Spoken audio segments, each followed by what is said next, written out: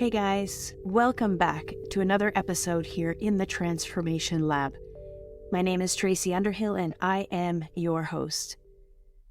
We're going to continue on this journey to now, taking this into a series. So the last episode that I posted, My Journey to Now, I really wanted to share with you my story to this point in time, how I got here, and the 3 life-changing ideas and processes that were pivotal for me in where I am today. These are the things that helped transform my life.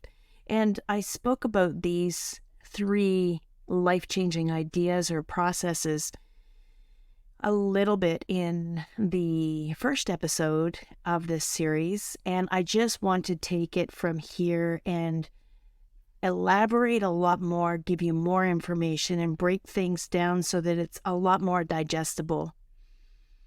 So I talked about these 3 concepts or ideas as being focus, belief, and action. So in this episode, I want to talk about focus. What we focus our attention on is exactly what we are going to create in our lives.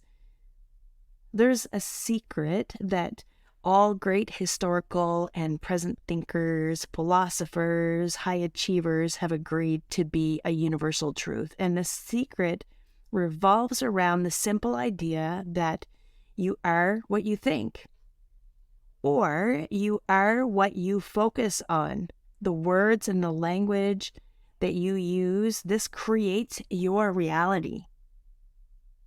And you might be really familiar with a popular saying, your focus creates your reality. There's a few other ones that I want to share with you, and maybe you'll resonate with these ones more. English philosopher James Allen wrote, "As a man thinks, so he is. As he continues to think, so he remains." An author, Earl Nightingale, says, "We become what we think about." And Mark Twain wrote, "Life consists mainly of the storms of thoughts that is forever flowing through one's head." All of these great minds discovered the secret to living a happy and purposeful and a productive life, and it's this. We live in a world of thought, and our thoughts create our experiences, and so our experiences, what we think, it's the quality of our thoughts that creates the quality of our lives. I shared with you in the first episode how I didn't believe that I was good enough. I lived my life in this place of fear. I had these limiting beliefs that I wasn't good enough, I wasn't smart enough, fast enough, pretty enough. There was all these different things, and they created my reality. When I go back and I think about it, my thoughts and what I thought about myself is exactly what I was creating in my external world. So my internal world, my mind, how I saw myself and the world, I was creating it in my life. So take a moment right now and maybe give some thought to what are your normal thoughts about yourself, about your world, and about your life. And if you need to, pause this and take a moment and really think about that for a moment. So when we feel stuck or unhappy in our life, we try transforming our environment, our external environment, believing that when we transform our external environment, that we're going to create these changes that are lasting.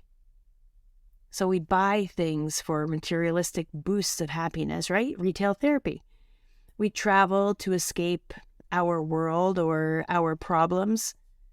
Maybe we seek substance to numb the mind and, quiet the noise in our head and help us, forget temporarily.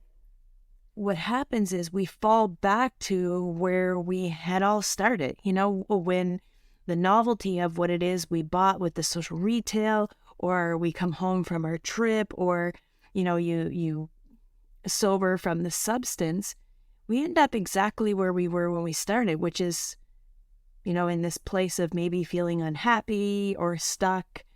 where we are in our lives. And this is what was happening for me. I'd go to work, I'd go to my course, I would, do events with my boys, or I would, their sporting events and stuff like that.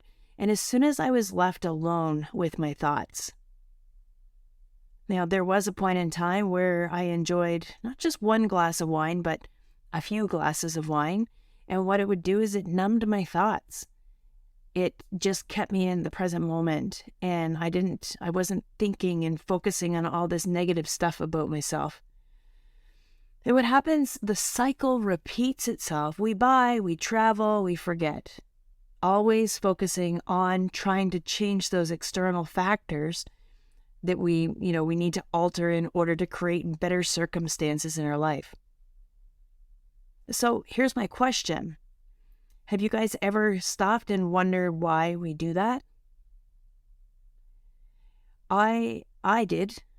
Why do I keep doing this? Why do I keep, exhausting myself and working 60 to 100 hours a week? Why am I, consuming more than one glass of wine in the evening? It was closer to 3 or 4 glasses of wine.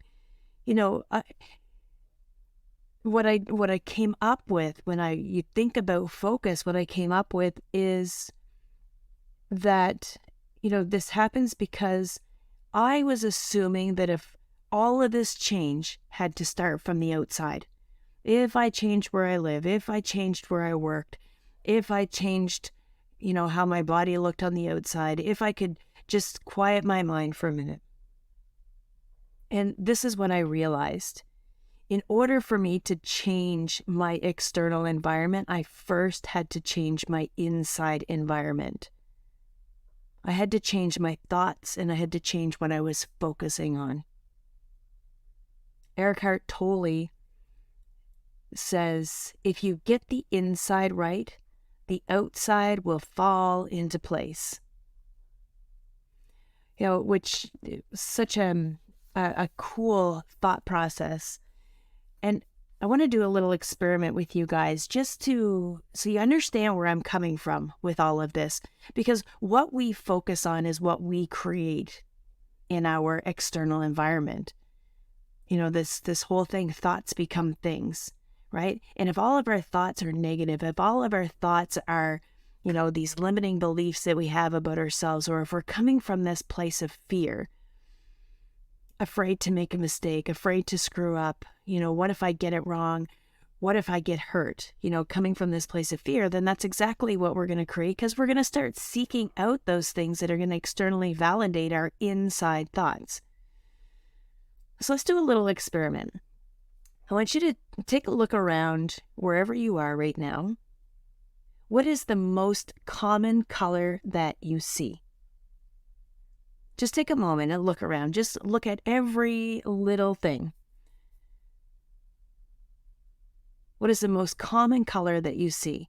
And maybe take another look around and just record how many different colors you see. Maybe you see 3, maybe you see 5, maybe you see 15 different colors.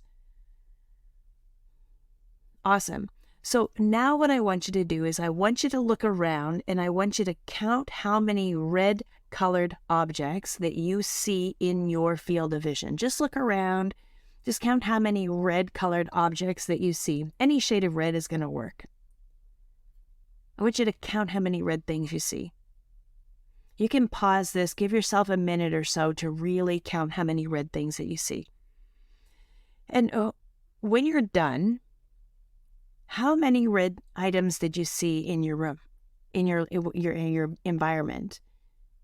I can bet that you saw far more items that were red in your environment that you did originally when I asked you to take a round and see what the most common color was, or how many different colors were in your room. So it's not the red colored items. It's not that they weren't there before. It's just that you didn't see them because your brain wasn't looking for them. You weren't focusing on red until I mentioned to look for red. At first, I just asked you, what's the most common color? Or how many different colors are in your room, right? So this explanation of why this works has to do with how your brain is wired. So we have thousands upon thousands of different sights, sounds, sensations that happen in your environment at any given moment. And if you were to be fully aware of all of these things at the same time, you would know what to focus on, and you probably would experience some sense of sensory overload, right? The way that evolution has really dealt with this, I'm going to get a little science-y on you here. I mean, we are in the transformation lab, right? So the way evolution has dealt with this is through the development of part of the brain known as the reticular activating system.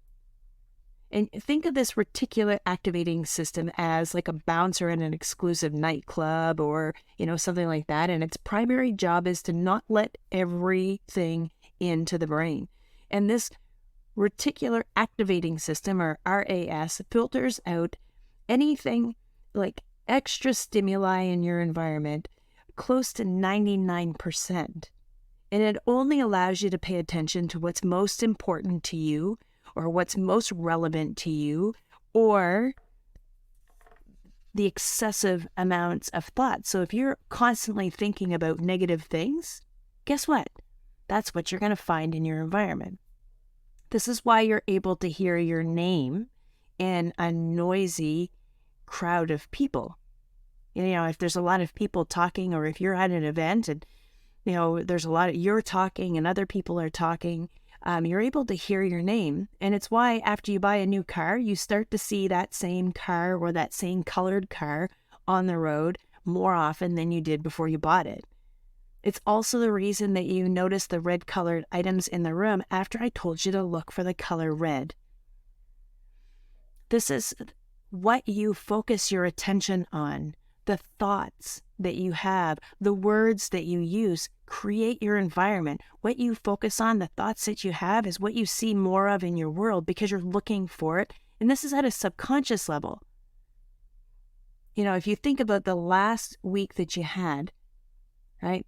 What are the stories and the thoughts that you've had in your mind? What kind of environment have you been creating for yourself? If you think that, you're not good enough, you are going to only see the things in your environment that externally validates that you're not good enough. Okay? So one more thing that I want to, that's what we focus on. And this is the first part of this, what we focus our attention on is what we create in our environment. And for me, I was focusing all of my attention on fear. That's part of it. I was focusing on fear. And fear is nothing more than false evidence appearing real. I'm sure you've heard of this acronym before.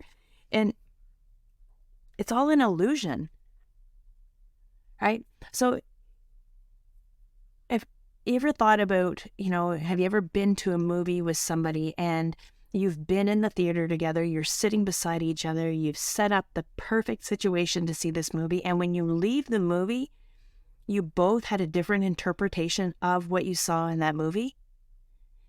You're going to receive exactly what's going on in your internal environment is exactly how you're going to perceive what you see in your external environment or what you see in that movie. So I'm going to close here for today for this first section on focus. What you focus your attention on is what you create or what you see more of in your world.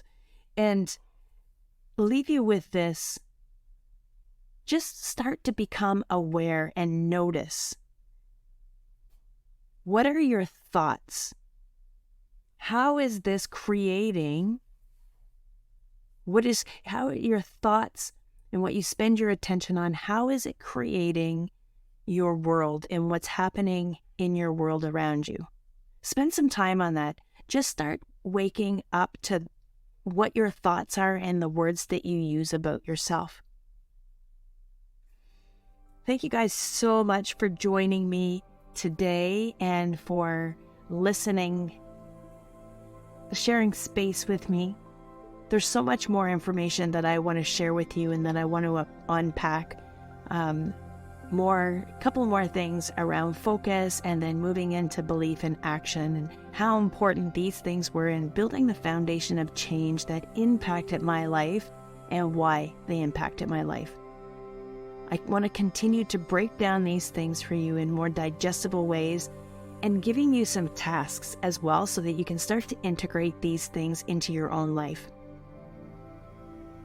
Stay tuned for the third episode in this series as we continue to move through this journey to now. If you want to know more about me and my passion, check out some of the links in the write-up below this section of these episodes. You can connect with me on transform.holistichealth.com. You can connect with me on Facebook and on Instagram. Anyways, guys, thank you so much, and I will see you next time here in the Transformation Lab.